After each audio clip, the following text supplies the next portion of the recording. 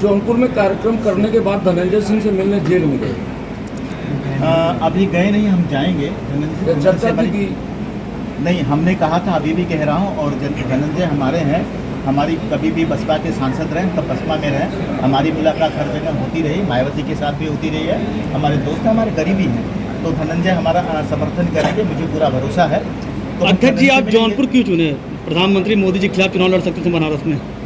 प्रधानमंत्री जी के खिलाफ चुनाव लड़ाने के लिए मैंने, जैसे भगवान श्री रामचंद्र जी ने हनुमान जी को लंका में भेजा था तहस नहस करने के लिए, वैसे मोदी जी का और भारतीय जनता पार्टी का तहस नहस करने के लिए मैंने राज कपूर सिंह को भेजा है, ठाकुर को भेजा है। वहाँ पे वो तहस नहस करके आएगा, वो उनको जला के आएगा।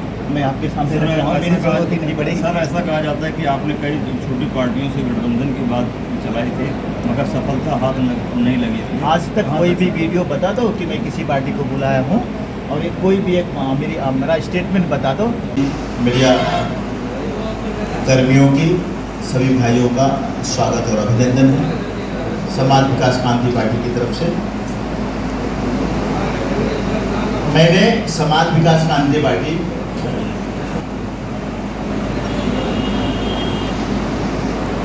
समाज विकास क्रांति पार्टी 2019 के बाद समाज विकास क्रांति पार्टी में हमने काम करना शुरू किया था। आप सभी मीडिया कर्मी, आप हमसे भली भांति परिचित हैं। हम 2019 में निर्दल प्रत्याशी के रूप में आप लोगों के सामने रूबरू हुए थे, चुनाव लड़े थे। रिजल्ट कुछ भी रहा है, लेकिन हम अच्छी तरह से चुनाव लड़े थे। लेकिन जब मुझे आभास हुआ कि हम किसी भी पार्टी से अगर चुनाव लड़ते हैं तो जातीय धर्म की लड़ाई हो जाती है, तो हमने सारी पार्टियों को नज़रअंदाज करते हुए समाज विकास क्रांति पार्टी की स्थापना की 2023 नवंबर 9 विकास क्रांति पार्टी। और उसके बाद, उसके 2 महीने बाद हमें सिम्बल मिला, चुनाव लड़ने का मुझे अधिकार मिला। रजिस्ट्रेशन के बाद पूरा अधिकार हो जाता है, लेकिन सिंबल मिलने के बाद हमें पूरा अधिकार हो जाता है कि हमारा चुनाव चिन्ह ये है, अब आप प्रचार प्रसार कर सकते हैं अपने चुनाव चिन्ह पे। तो हमें निर्वाचन आयोग ने 25 प्रदेश में गन्ना किसान चुनाव चिन्ह दिया है, जैसे उत्तर प्रदेश, मध्य प्रदेश, बिहार, पंजाब, गुजरात, पश्चिम बंगाल, ऐसे प्रदेशों में हमें गन्ना किसान दिया है।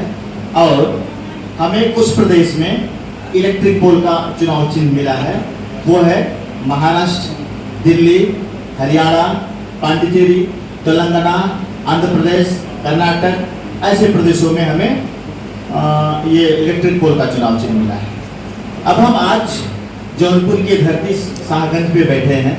मैं आपको बताना चाहूँगा कि मेरी पहली लिस्ट जो 16 कैंडिडेट की हमने सूची दिल्ली में प्रेस क्लब में जो प्रेस कॉन्फ्रेंस के जरिए दिया है, तो 16 लिस्ट है, उसकी सूची ऑलरेडी मीडिया को मिल चुकी है। अगर नहीं होगी तो फिर हमारे पास है। और कल मैंने दूसरी लिस्ट 10 की लखनऊ में दिया, एक होटल में दिया। अध्यक्ष जी, चुनाव का बिगुल बज चुका है, उल्टी गिनती से क्या हवा लग रहा है जौनपुर से? आपने देखा होगा कि अभी तक कुछ पार्टियों ने कैंडिडेट अपने उतारे नहीं हैं, और समाज विकास क्रांति पार्टी ने अपने बहुत सारे कैंडिडेट जो आसपास के कॉन्स्टिट्यूंसी हैं, जैसे बनारस में, भदोही में, मछली शहर में, सुल्तानपुर, प्रतापगढ़, जौनपुर से मैं खुद लड़ रहा हूँ, 73 लोकसभा जौनपुर से मैं खुद ही लड़ रहा हूँ। तो हम जल्द से जल्द कैंडिडेट सारे उतारने की कोशिश कर रहे हैं। जौनपुर के माहौल के बारे में जैसा आप कहना चाहते हैं कि सिर्फ कृपा शंकर सिंह जी यहाँ पे आए हैं, होम मिनिस्टर रहे, महाराष्ट्र के कांग्रेस को छोड़ के बीजेपी में शामिल हुए हैं, वो हमेशा तोड़ जोड़ की राजनीति के हैं। एक भी किसी उत्तर भारतीय का काम महाराष्ट्र के जब रहे ये होम मिनिस्टर, तो गृह मंत्री जब रहे, तब से कोई भी काम नहीं किया है। हमेशा जौनपुर वालों को अपने से दूर रखने का काम किया है। कभी भी ये नहीं कहें कि हम जौनपुर के धरती पे पैदा हुए, उनकी कभी भी आवाज़ हमें जब महाराष्ट्र के मिनिस्टर थे कभी भी नहीं आई है। आज आए हैं, कह रहे हैं कि हम यहाँ से जौनपुर की रक्षा करने के लिए आए हैं, जौनपुर का विकास करने के लिए आए हैं। तो मैं उनसे पूछना चाहूँगा कि जब वो होम मिनिस्टर थे तो जौनपुर का कौन सा विकास किए थे, कौन से कल कारखाने की बात किया था उन्होंने जब कांग्रेस में थे, भारतीय जनता पार्टी में तोड़ जोड़ की राजनीति करने के लिए आए हैं। लोगों का टिकट काट के दिल्ली से ऊपर से टिकट लेके आएंगे और यहाँ का उनका समाज और सर्व समाज उनको किस तरह से भगाने का काम करेगा आप सब अच्छी तरह से परिचित है। ये टोटल कितने प्रत्याशी आप उतार रहे हैं? हम 125 से 150 प्रत्याशी उतार रहे हैं और मैं 26 प्रत्याशी उतार चुका हूँ और जौनपुर में 73 लोकसभा में हमारा अभी बिगुल बच चुका है। आपको पता है हम कृपा शंकर सिंह से लड़ाई महाराष्ट्र में भी लड़ते रहे हैं जब हम बसपा का प्रभारी थे और जब वो कांग्रेस के थे तो हमारी लड़ाई वहाँ पे भी हुई है। ये अपने जाति और धर्म के नाम से वहाँ पे भी लड़ते रहे। उनका एक मीडिया का वायरल हुआ था अपने स्वार्थ के लिए एससी समाज का अपना नाम लिखाए थे, वो भी वायरल हुआ है, पेपर की कटिंग है हमारे पास।